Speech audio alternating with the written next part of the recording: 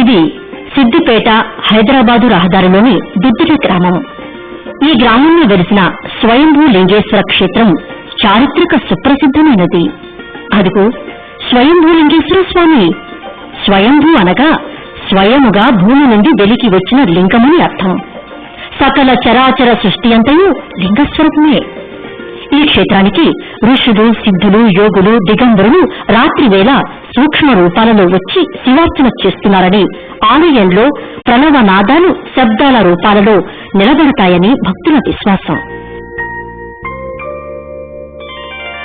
ఈ ఆలయంలో అర్ధనారీశ్వరుని ఆలయానికి వామభాగంలో దక్షిణాభిముఖంగా మహేశ్వరి ఆలయం ఉండటం విశిష్ట ప్రత్యేకత.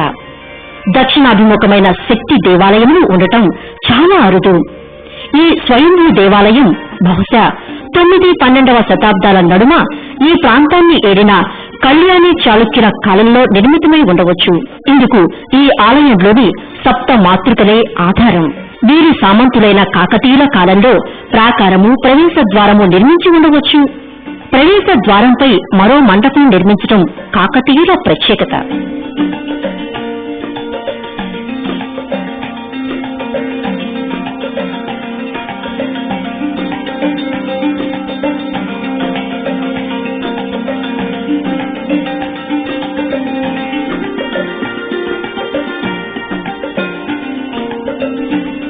శకం 1296వ సంవత్సరం దుర్ముఖి నామ సంవత్సరం శ్రావణ శుద్ధ పౌర్ణమి సోమవారం నాడు కాకతీయ ప్రతాపరుద్రుని సామంతుడైన పానుగల్లు పురాధీశ్వరుడు మాధవరెడ్డి వేయించిన ఏకశిలా శాసనం ఇది. ఈ దేవాలయానికి ఉత్తర దిశలో నీలివర్ణ శోభతో అక్షయ జలలింగం ఉన్నది. లింగము అడుగు భాగంలో ఎల్లవేళలా నీరు ఉండటం విశేషం.